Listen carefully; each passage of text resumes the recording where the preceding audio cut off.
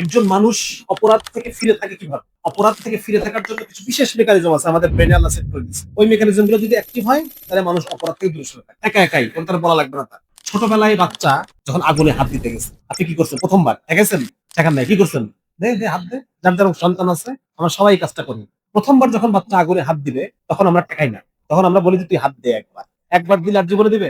ওর কি এর পরের বার আগুন যখন ও দেখবে, ওর কি বলে দেওয়া লাগবে যে হাত দিস না? আর বলে দেওয়া লাগবে জীবনে কোনোদিন বলে দেওয়া লাগবে? আর এই ছেলেটা 80 বছর বাঁচবে, আমার ছোট বাচ্চাটা, কথার কথা। এই 80 বছরে ওকে আর কারো বলে দিতে হবে যে হাত দিস না, গরম? তা বলে দেওয়া লাগবে।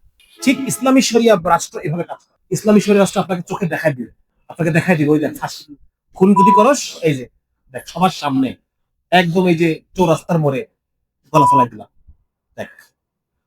ও সারা জীবনে যারা দেখবে ওই রক্ত আর ওই বিভৎস, সারা জীবনে ভুলবে? সারা জীবনে। অবিবাহিত মনে করেন জেনা করছে, ছেলে মেয়ে একসাথে জেনা করতে গিয়ে ধরা গেছে, কি করবে এখন? এটাকে ধরে রাস্তার সামনে টাঙাবে, টাঙানোর পর এটাকে 80টা ব্যক্তির আঘাত করা হবে। তাহলে আর জীবনেও করবে ওই কাজ?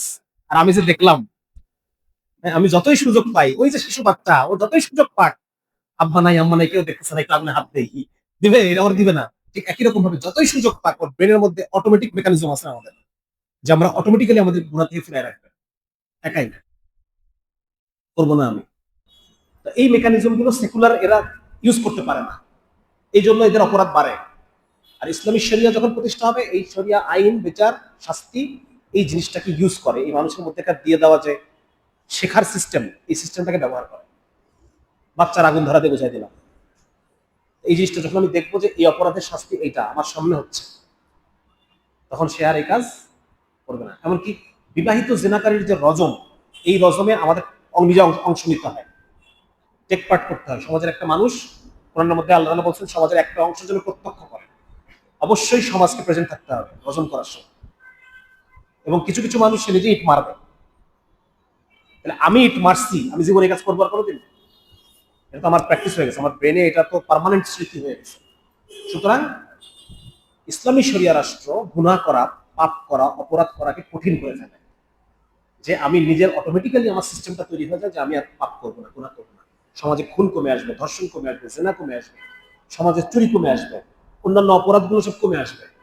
আজকে যে আমি বাজারে যাচ্ছি, আমি নিশ্চিত না যে আমার মোবাইলটা পকেটে শেষ করে আবার মোবাইলটা পকেটে থাকবে কিনা, এটা নিশ্চিত আমি নিশ্চিত না। কিন্তু হ্যাঁ, আমি বাজারে যাচ্ছি, আমি 1000 টাকা নিয়ে বাজারে যাচ্ছি, আমি জানি না যে আমি আসলে এই টাকাটা শেষ পর্যন্ত আমি পকেটে পাবো কিনা, প্লাস পকেট মেরে যাবে।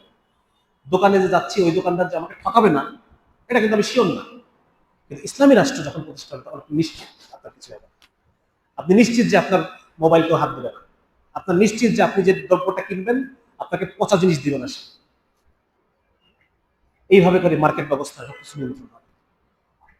আজকে একটা গরিব মানুষ তার সন্তান জন্ম দিল, এই গরিব মানুষটাকে অনিশ্চিত জীবন, যে আমার সন্তান কি হবে, কোথায় থাকবে, কি করবে, কোনো নিরাপত্তা নাই, সামাজিক নিরাপত্তা। আমি এখন যে অবস্থায় আছি, আমার বাচ্চাটাকে আরো গরিব হবে নাকি সে আমার মতো যেটুকু আছে একটু চলতে পারবে? কিন্তু ইসলামী রাষ্ট্র ব্যবস্থায় এই নিশ্চয়তা আছে। সে যদি একদম খারাপ অবস্থায় পড়ে যায়, খলিফা থেকে সরাসরি তাকে সাহায্য করা হবে। সমাজে জাকাতের ব্যবস্থা আছে, সমাজের দানশীলরা, বড় লোকরা, গরিবের দায়িত্ব তাদের, বুঝা গেছে? জাকাতের ব্যবস্থা আছে তার জন্য। তার সন্তানের সমাজের উঁচু তলায় যাওয়ার সুযোগ আছে, উপরে যাওয়ার তার সন্তানের সুযোগ আছে যে সে উপরে যেতে পারবে। এখন তো সেই সুযোগ নাই। গরিব মানুষের ছেলে দেখেন, গরিব মানুষের ছেলে পড়াশোনা করে বড়, যে লোক জমির বর্গা খেত দেয়, কয়জন জমির বর্গাওয়ালা সন্তান অনার্স মাস্টার্স পাস করে, নাকি আবার ফিরে সেই ওখানে যাওয়া লাগে তাকে? এই যে চক্র, ইসলাম সবাইকে একটা লেভেল প্লেইং ফিল্ড দিবে। কি দিবে? যে গরিব মানুষ, সেও বছরে একটা অ্যামাউন্ট টাকা পাবে, এবং এই টাকাটা দিয়ে সে তার ভাগ্যকে উন্নত করার চেষ্টা সে অব্যাহত রাখতে পারে। আর এই বর্তমান অবস্থা গরিবের কাছ থেকে খালি নিয়েই নেয়, খালি নিয়েই নেয়। কিছুক্ষণ আগে আলোচনা করতেছিলাম। সুতরাং একটা কি, একটা সামাজিক নিরাপত্তা আছে, সামাজিক নিরাপত্তা, অর্থনৈতিক নিরাপত্তা, এটা ইসলামী রাষ্ট্রে